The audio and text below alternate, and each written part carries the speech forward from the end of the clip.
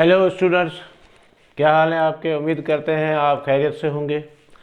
आज हम पढ़ने जा रहे मोशन अंडर ग्रेविटी क्लास 9 का जो टॉपिक है एक, तो उस पर देखते हैं।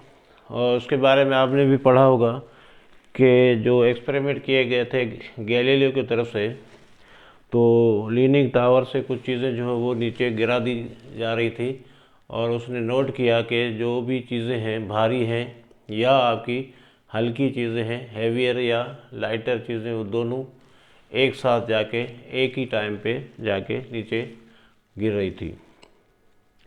फिर उससे वहाँ पर जो है वो ये अखज़ किया गया या ये ड्राइव किया गया या कंक्लूजन पे आए कि भाई यहाँ पर चीज़ें जो हैं वो एक ही एक्सेलरेशन के साथ नीचे जाती हैं, फिर वो अगर भारी हों या आपकी हल्की हो। तो उसके पीछे जो है वो एक ही रीज़न बताया गया।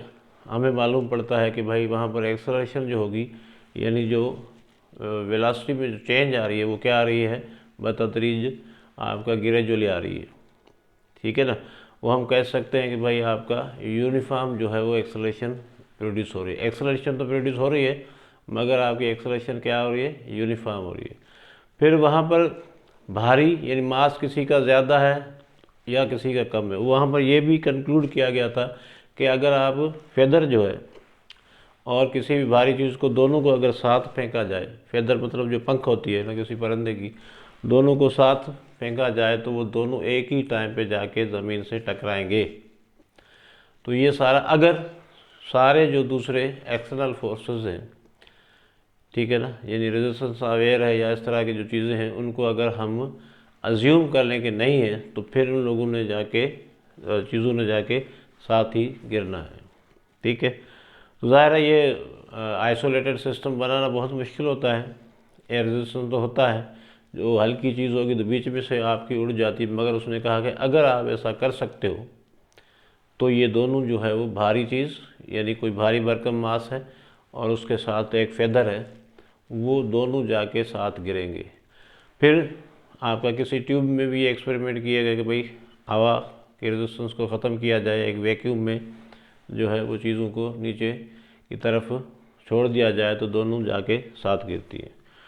तो होता क्या है कि भाई जब भी कोई चीज़ जो है वो फ्रीली फॉल, अब फ्रीली फॉल क्या है, फ्रीली फॉल का मतलब होता है कि आपने जो आपने किसी चीज़ को इस तरह आपने छोड़ दिया, ड्रॉप कर दिया या ऊपर फेंक दिया, उसके बाद जो भी फोर्सेस, कांटेक्ट फोर्सेस है, वो सारी ख़त्म हो जाए।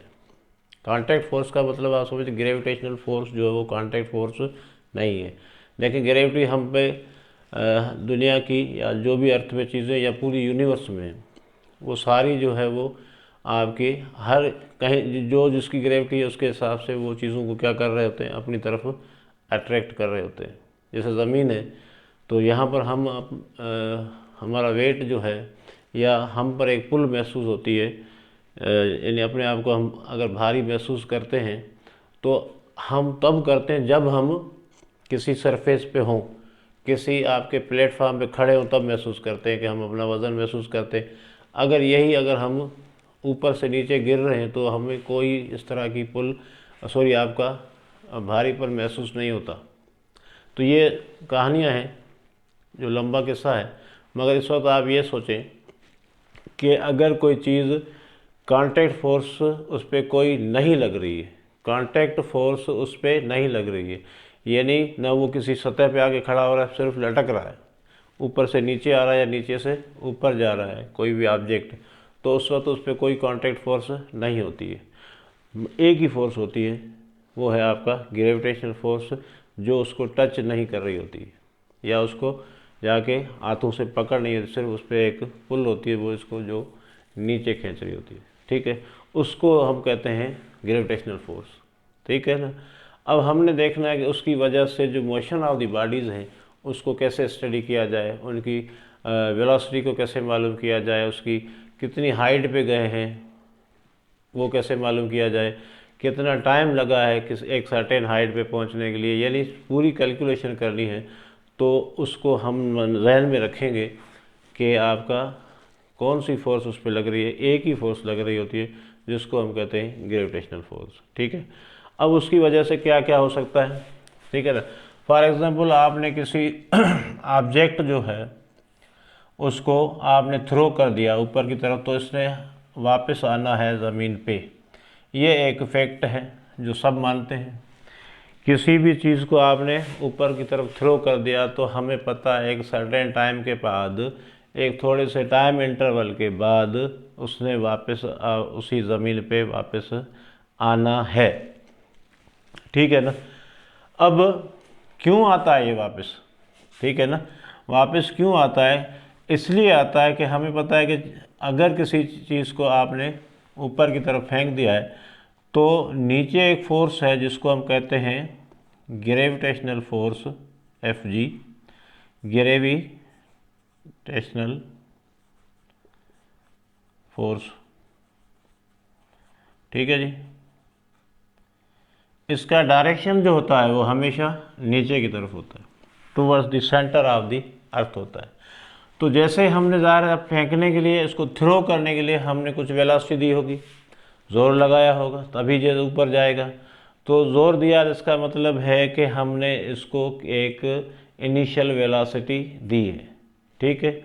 अच्छा, जैसे हमने इसको ऊपर फेंक दिया तो जब ये बॉडी हमारे कांटेक्ट से निकल गई, ठीक है, अब किसी कांटेक्ट में, किसी कांटेक्ट फोर्स के या कोई भी इस तरह का अगर हम अज्यूम कर लें, यहाँ पर देखें सारी वो मनगढ़ंत बनाना पड़ेगा आपको कि यहाँ पर कोई और फोर्स नहीं है, सिर्फ ग्रेविटेशनल फोर्स है। हम अज्यूम कर लेते हैं कि एयर भी नहीं है, कुछ भी नहीं है, तो फिर हम स्टडी कर पाएंगे कि भाई जो ये लॉ जो है आपका कानून या प्रिंसिपल क्या कहता है। तो हमने मान लिया कि भाई और कोई फोर्स नहीं है, अब हमने इसको फेंक दिया, अब कोई और दूसरी फोर्स नहीं है, सिर्फ ग्रेविटेशनल फोर्स है, और उसका जो डायरेक्शन है वो हमेशा नीचे की तरफ होता है। तो अब आप जहन में ये पूरा सीन बिठा लें, कोई दूसरी फोर्स नहीं है, सिर्फ एक ही फोर्स है। वो फोर्स कौन सी है? आपकी ग्रेविटेशनल फोर्स है। तो आप ये ऊपर जा रहा है तो हमें पता है कि आहिस्ता आहिस्ता इसकी स्पीड ने क्या हो जाना है? कम होते जाना है। क्योंकि अगर पीछे से कोई खींच रहा है आपको तो ज़ाहिर है आप कितना दौड़ोगे, आहिस्ता आहिस्ता थक जाओगे, आपकी स्पीड आहिस्ता आहिस्ता कम होती जाएगी। तो जैसे ये ऊपर जा रहा है तो इसकी वेलोसिटी क्या हो रही है? वेलोसिटी अपवर्ड डायरेक्शन में डिक्रीज हो रही है, मुसलसल डिक्रीज। ऐसा मान लें कि अगर मैंने इसको 10 मीटर पर सेकंड का वेलोसिटी दिया था तो फिर 10 के बाद 9, 8 इस तरह होता जाएगा। ये यहाँ पर आपने 10 दिया, फिर ये 9 हो जाएगा, फिर 8 हो जाएगा, इस तरह ये जाएगा। अल्टीमेटली इसने वापस आना है। वापस क्यों आता है? इसलिए वापस आता है कि भाई ये वेलोसिटी कम हो रही है। वेलोसिटी क्या हो रही है? कम हो रही है। तो आहिस्ता आहिस्ता कम हो रही है तो इसने चले जाना है ज़ीरो की तरफ। ज़ीरो पे जब जाएगा तो क्या होगा? यहाँ पर पहुँच गए एक पोजीशन पे, एक पॉइंट पे आ गया जहाँ वेलोसिटी हो गई ज़ीरो। क्यों ज़ीरो हो गई? ख़त्म हो रही है भाई, आहिस्ता आहिस्ता कम हो रही है। तो इस पॉइंट को हम कहते हैं मैक्सिमम हाइट। क्या कहते हैं? Maximum height. कितना ये ऊपर जा सकता है, एक हद तक जाएगा, उसको हम कहते हैं सर्टेन हाइट। ठीक है। वहाँ से जब ज़ीरो आएगा तो इसने वापस गिरना है। अब ये वापस जब गिरेगा तो क्या ज़ीरो ही रहेगा वेलोसिटी? नहीं, जैसे ही ये वापस गिरना शुरू हो जाएगा तो इसकी वेलोसिटी इंक्रीज होती जाएगी। 0 से 1 होगी, फिर 2 होगी, फिर 3 होगी, इस तरह आके वापस यहाँ पर जब गिरेगा तो इसकी वेलोसिटी फिर मैक्सिमम हो जाएगी। ठीक है ना।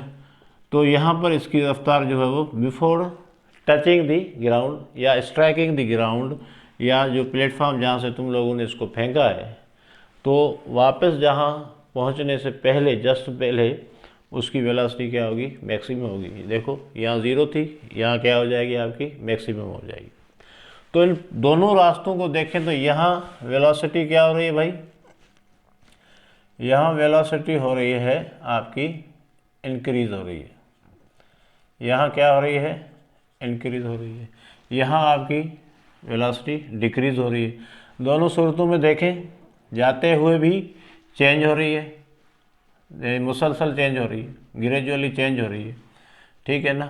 और आते हुए भी ग्रेजुअली क्या हो रही है? चेंज हो रही है। तो दोनों तरफ चेंज इन वेलोसिटी है।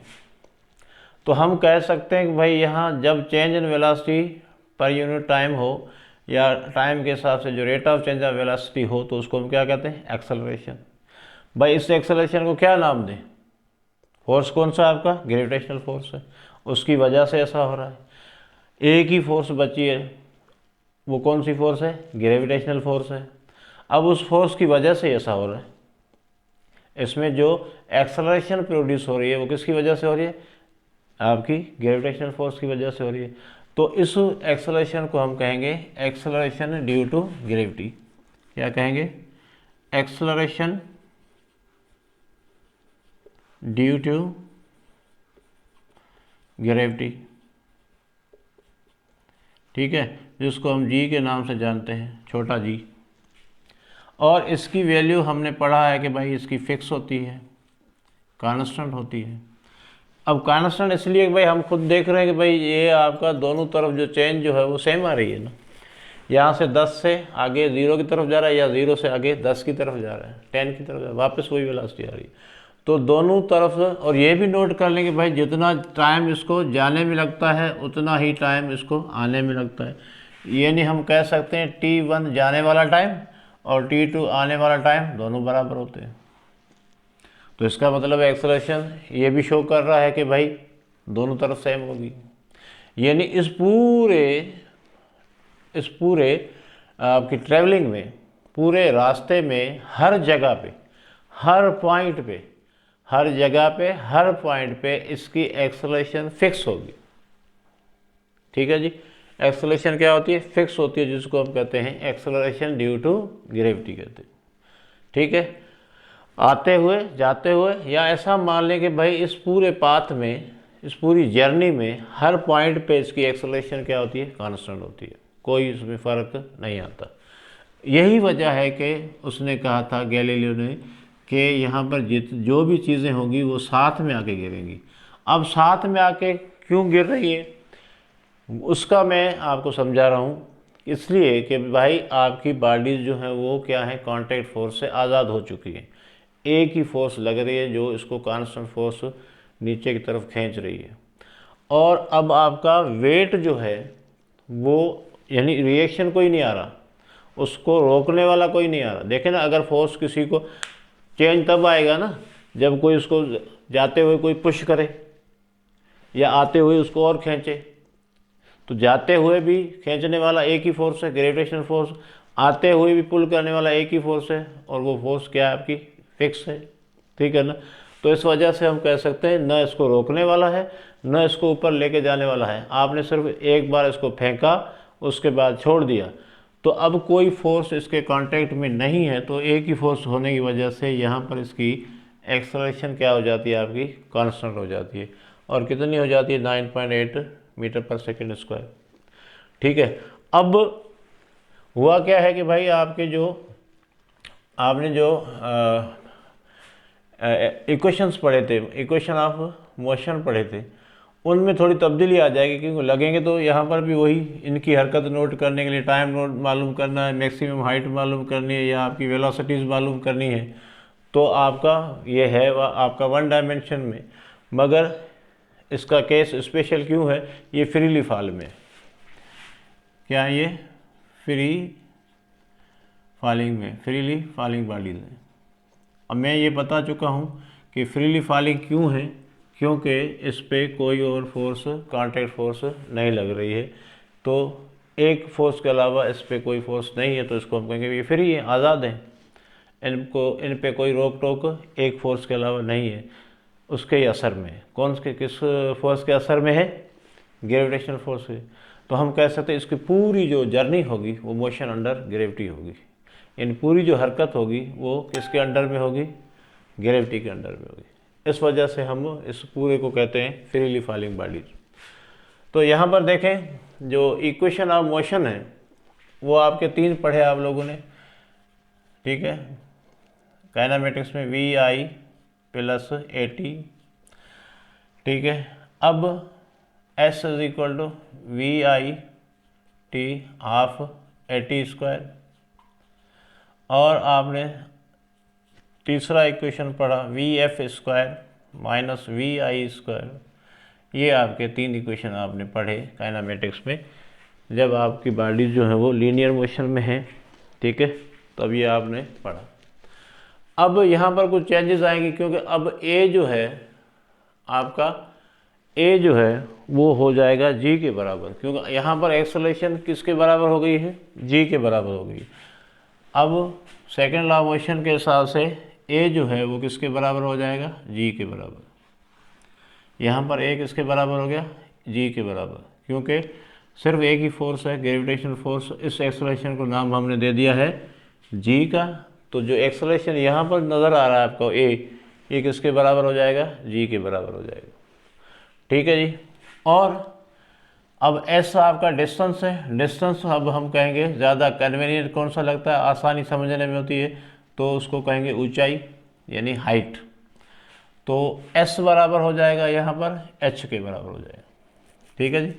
बाकी जो वो सेम रहेंगे, जहाँ ए होगा वहाँ हम जी लगा देंगे, और जहाँ एस होगा वहाँ हम क्या लगाने वाले हैं, एच लगाने वाले हैं। तो अब आपका इक्वेशंस क्या बनेंगे वो देखते हैं हम। अब तीनों इक्वेशन जो है वो आपके चेंज हो जाएंगे। अब उसमें क्या तब्दीली आने वाली देखते हैं कि आपका ये इक्वेशन जो है मोशन अंडर ग्रेविटी इक्वेशन क्या, v F is equal to v i a t की जगह में क्या लगा दूंगा, जी। एस की जगह में क्या लगाऊंगा, H V I T plus half G T square. A की जगह जी आ गया, 2 जी एच, ए की जगह जी आ गया, एस की जगह एच आ गया, और आपका ये हो गया v F square minus we I square. सही है जी। तो इस तरह जो ये इक्वेशन ऑफ मोशन जो है वो अब उसमें तब्दीली आ गई है, क्योंकि हम देखते हैं कि आपका एक्सेलरेशन जो हो जाता है जी के बराबर हो जाता है, और डिस्टेंस को हम हाइट मान के चलेंगे, ठीक है। तो ये आपके हो गए 3 इक्वेशन। मोशन अंडर ग्रेविटी के में हम ये 3 इक्वेशन यूज़ करने वाले हैं।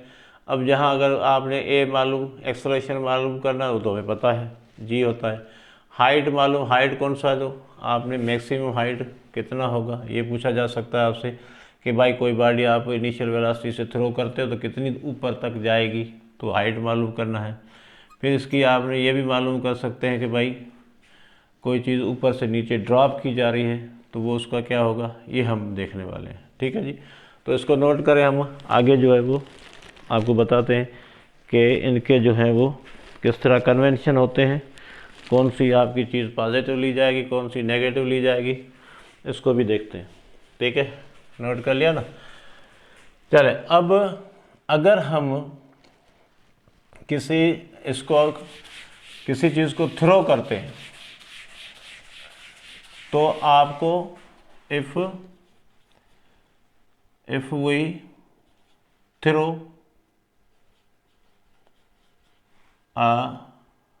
एन ऑब्जेक्ट, तो वी आई आपको देनी पड़ेगी, ठीक है ना। वी आई आपका इज़ नॉट इक्वल टू 0, यानी कुछ ना कुछ देनी पड़ेगी आप, सही है ना। 0 तो नहीं हो सकती ना, आप किसी चीज़ को फेंक रहे हो तो वी आई आपका तो 0 नहीं होगा। मगर at maximum height v f जो होगा वो हो जाएगा 0। ये कौन सा केस बता रहा हूँ, अगर आपने कोई चीज़ थ्रो की है तो वी आई तो कभी भी 0 नहीं होगी, क्योंकि आपने दी है। V i must not be equal to 0, क्योंकि आपको कुछ न कुछ वेलोसिटी देनी पड़ेगी, कोई जोर लगाना पड़ेगा, तभी ये पार्टी जो है वो ऊपर जाएगी। तो इस केस में वी आई आपका 0 नहीं होगा। देखिए ना, ये प्रॉब्लम होता है, कौन सा 0 होगा कौन सा नहीं होता है। मगर हमने पढ़ा कि भाई जैसे ही आपने इसको ऊपर फेंका तो ये मैक्सिमम हाइट पे आपका v क्या हो जाता है, 0, यानी ये होती है आपकी फाइनल वेलोसिटी। यहाँ से आपने वी आई दिया तो कुछ दिया होगा, ठीक है, कुछ मीटर पर सेकंड के हिसाब से आपने दिया, फॉर एग्जाम्पल 10 मीटर पर सेकंड दिया। मगर इतना हमें पता है यहाँ पर वेलोसिटी क्या हो जाएगी, वी एफ 0 हो जाएगी। तो इस केस में अगर किसी बॉडी को थ्रो किया जा रहा है तो आपने डेटा में क्या लिखना है, वी जो दी जा रही है वो लिखनी है, और वी क्या हो जाएगी आपकी 0 हो जाएगी। सही है। और फिर अगर इफ़ वी ड्रॉप, अब ऊपर से कोई चीज़ को नीचे ड्रॉप किया, अब देखो वहाँ फेंका नहीं जा रहा, हमने ऐसे पकड़ के हाथ खींच लेना है, छोड़ देना है, इसको छोड़ देंगे तो उसको हम कहते हैं drop. If we drop an object from a certain height, किसी ऊंचाई से हमने उसको छोड़ दिया है, ड्रॉप कर दिया, देन उस हालत में क्या होगा, इनिशियल वेलोसिटी आपकी वी आई, जिसको हम कहते हैं इनिशियल वेलोसिटी, आपकी क्या हो जाएगी 0। जब किसी चीज़ को आपने ड्रॉप किया है तो इनिशियल वेलोसिटी क्या होगी 0 हो जाएगी। मगर V F is not equal 0, V F equal 0 के नहीं होगी, उस यहाँ पर पहुँचते उसकी स्पीड जो हो जाएगी मैक्सिमम हो जाएगी। ठीक है ना। तो यहाँ पर जब ये वापस जब आ रही है, before touching the ground, striking the ground, जैसे आके ग्राउंड से गिरने से पहले उसकी वेलोसिटी वी एफ जो होगी वो मैक्सिमम होगी। मगर वी आई क्या होगी, जब ड्रॉप कर रहे हो किसी ऑब्जेक्ट को तो वी आई क्या होगी 0 होगी। सही है। ठीक। और आपसे पूछा जाएगा भाई अगर आपने किसी चीज़ को ऊपर की तरफ फेंका है तो कितना ऊपर जाएगा, तो उसको हम कहेंगे मैक्सिमम हाइट। क्या कहेंगे, कितना हाइट इसने कवर किया है, कितना डिस्टेंस ऊपर की तरफ इसने कवर किया। या किसी चीज़ को आपने ऊपर से किसी टावर से किसी बिल्डिंग से नीचे फेंक दिया यानी छोड़ दिया, तो वो कितनी ऊंचाई से आपने फेंका ये भी पूछा जा सकता है, वो भी हाइट। तब भी आप क्या मालूम करोगे, हाइट मालूम करोगे। फिर आपका ये भी आ सकता है कि अगर किसी चीज़ को आपने फेंका तो कितनी देर हवा में रहेगी, कितनी देर हवा में रहेगी, यानी जाते हुए और आते हुए T1 और T2 कितना होगा, यानी जाते हुए टाइम और आते हुए टाइम मैंने पहले ही बताया दोनों क्या होते हैं, ये बराबर होते हैं।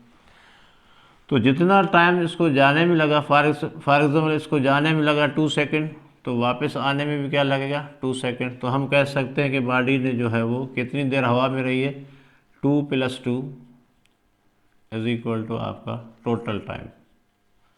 क्या होगा, टोटल टाइम, यानी जाने का टाइम और आने का टाइम दोनों बराबर होते हैं, और उन दोनों को प्लस करेंगे या डबल करेंगे तो टोटल टाइम ऑफ फ्लाइट, यानी कितनी देर ये हवा में रहेगा ऑब्जेक्ट, तो उसको हम कहते हैं total time of flight.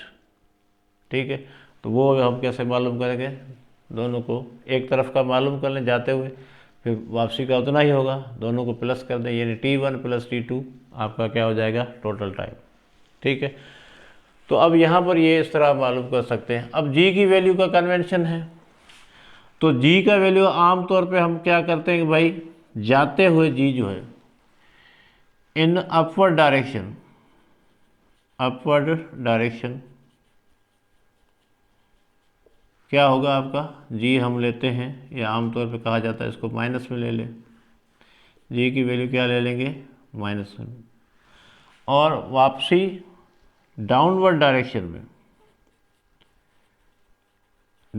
Direction में इसको लिया जाता है आपका पॉजिटिव। ये है कन्वेंशन, ये कन्वेंशन है, ऐसा किया जाता है। मगर आप ये नोट कर लें हमेशा के लिए कि जी की वैल्यू हर जगह पे माइनस में ही ली जानी चाहिए, और ली जाती है। वजह क्या है कि भाई आपका वेक्टर के हिसाब से जो नीचे के डायरेक्शन में वो माइनस में लिए जाते हैं। ये कन्वेंशन जो है वो सारी ज़िंदगी के लिए बता रहा हूँ आप लोगों को।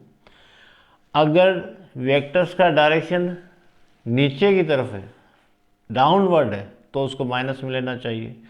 तो आप देखें जी की वैल्यू डायरेक्शन हमेशा नीचे की तरफ होता है, तो जी हमेशा माइनस में लेना चाहिए, तो कभी आपकी गलती नहीं होगी। इसमें फिर भी आपका कन्फ्यूजन होगा, कभी आपने माइनस ऊपर की तरफ माइनस है, नीचे की तरफ प्लस है, तो ये ऐसा चलते हैं तो ठीक है। मगर कभी कभी आपको प्रॉब्लम आ सकती है, तो आप ये माइंड में रखें, जी की वैल्यू हमेशा आपने नेगेटिव रखनी है। या जो वेक्टर्स आपका नीचे की तरफ आ रहे हैं, जिनका डायरेक्शन डाउनवर्ड है, उसको माइनस में ले लें, और ऊपर की तरफ आप क्या ले लें, पॉजिटिव ले लें।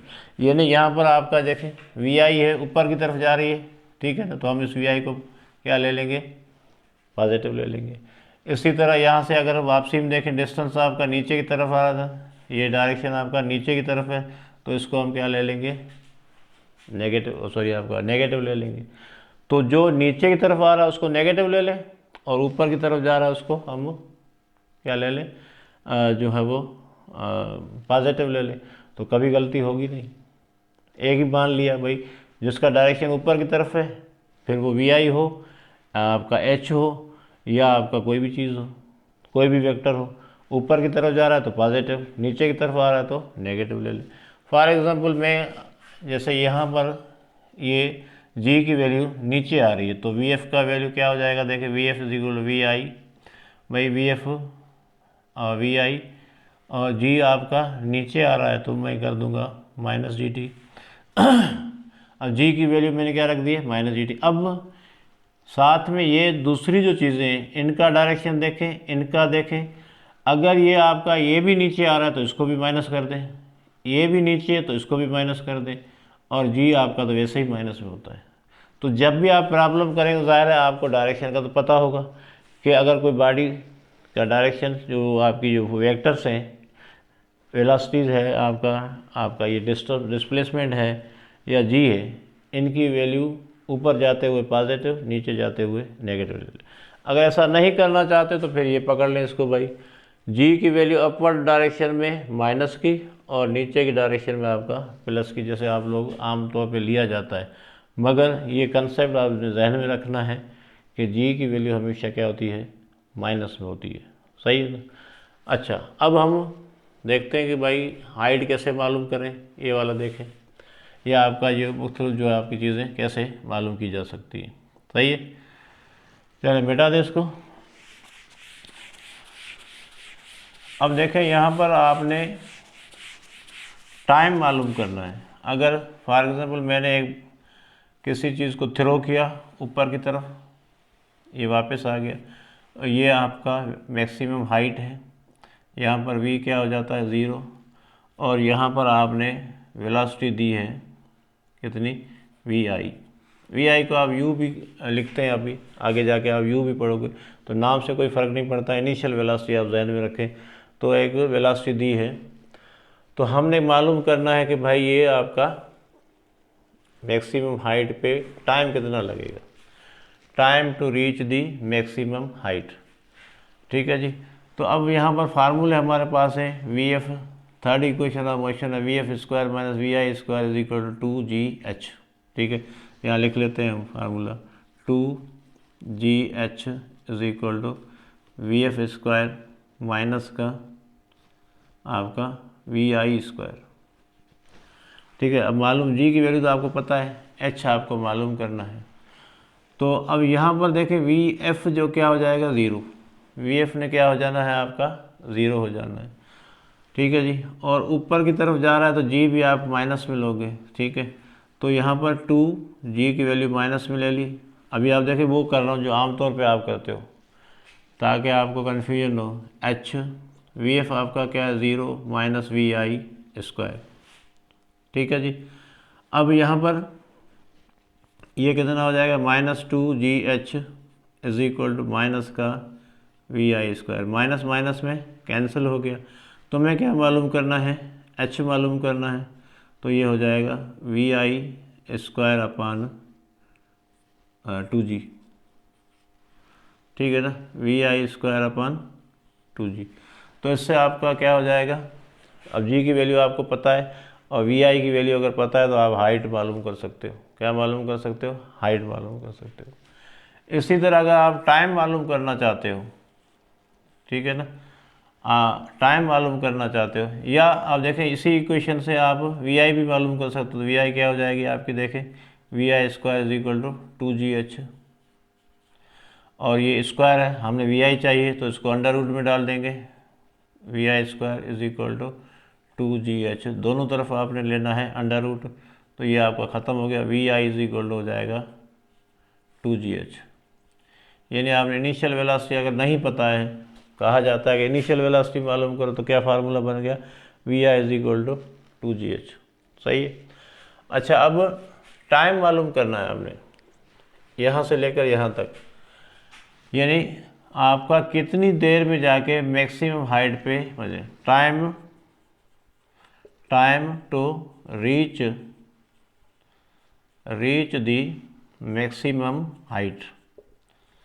ये फार्मूला हम डायरेक्ट बता रहे हैं आपको, यही फार्मूला आप यूज़ करोगे इसमें। इक्वेशन तो वही है, सिचुएशन के हिसाब से हम। अब सवाल क्या है, time to reach the maximum height, कितना टाइम लगेगा मैक्सिमम हाइट पे पहुंचने में इस ऑब्जेक्ट को। तो हमारे पास टाइम का फार्मूला देखें कहाँ पे है, VF is equal to VI plus GT, ऐसा है। इसमें टाइम है, VF हमें पता है कितना होता है भाई, 0 होता है। VF कितना होता है, 0 होता है, सही है ना। 0 इज इक्वल टू VI, और यहाँ पर G की वैल्यू आपका ऊपर की तरफ जा रहा है तो क्या ले लेंगे, माइनस GT, सही है। और अब ये वाला आपका क्या हो जाएगा, VI इधर लेके आएंगे तो क्या हो जाएगा, माइनस का VI is equal to minus का GT, माइनस माइनस में कैंसिल हो गया, सही है जी। अब आपका क्या चाहिए, आपको चाहिए टाइम, तो T is equal to VI upon G। यानी आपको टाइम मालूम करना तो डायरेक्ट फार्मूला इस्तेमाल करें, T is equal to VI upon G आ जाएगा। अगर मैं कहूँ कि भाई यहाँ पर मैंने 10 मीटर पर सेकंड की रफ्तार से किसी चीज़ को ऊपर फेंका है, तो कितनी देर में ये पहुँचेगी मैक्सिमम हाइट पे। तो मैं क्या करूँगा भाई, VI कितना दिया 10, G की वैल्यू भी हम 10 ही लेते हैं, आपका न्यूमेरिकल वैल्यू 10 डिवाइडेड बाई 10 क्या होगा, 1 सेकेंड, ठीक है। अगर मैं कहूँ कि मैंने आपका दिया है 50 मीटर पर सेकेंड, 50 मीटर पर सेकेंड हमने दी है इसको इनिशियल वेलोसिटी, तो कितनी हाइट पे जाएगा, ये कितनी हाइट अटेंड करेगा, कितनी ऊंचाई पे जाएगा। तो सिंपल भाई ये वाला formula, T is equal to VI कितना है 50, G की वैल्यू कितनी है 10, तो ये कितना आ गया 5 सेकेंड, कितना आ गया 5 सेकेंड, बहुत सिंपल, सही है ना। और यहाँ पर आप ये वाला मालूम कर सकते हो, VI अंडर रूट 2GH, और आपका H कैसे मालूम करोगे, VI स्क्वायर अपान 2G, ठीक है ना। तो इस तरह मालूम कर सकते हो। तो H मालूम करने का तरीका आ गया, VI मालूम करने का तरीका आ गया, VF का फार्मूला आपके पास पहले से ही है, ठीक है जी। और आपका T मालूम करने का तरीका आ गया, T भी मालूम। अब टोटल टाइम ऑफ फ्लाइट, कितनी देर ये हवा में रहेगा, टोटल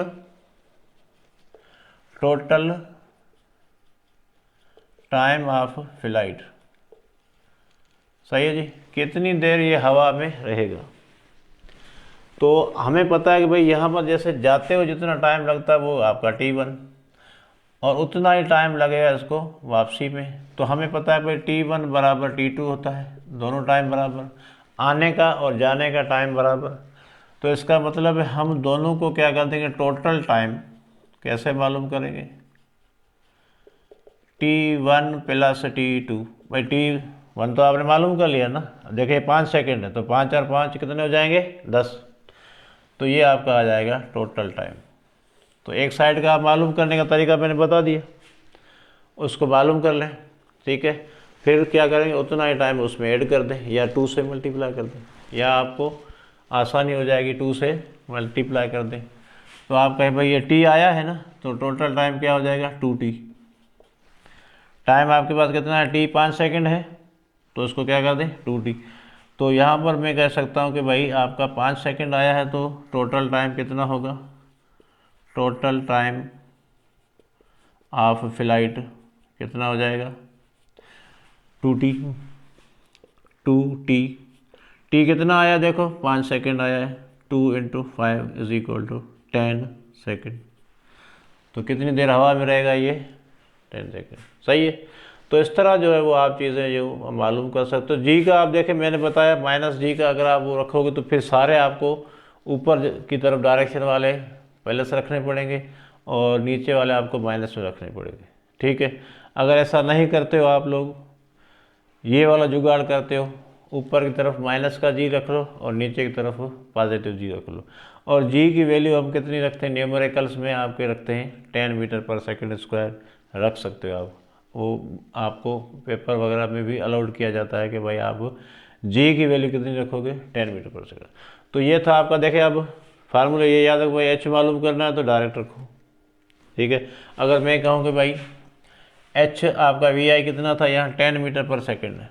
ठीक है, तो हम एच कैसे निकालेंगे, देखें वी आई की जगह पे क्या रखूँगा 10 स्क्वायर और 2g, जी कितना है 10, तो ये 10 10 में ख़त्म हो गया, 10 अपान कितना आ जाएगा, यहाँ पर आपका हो जाएगा 2, ये आ गया 5 मीटर।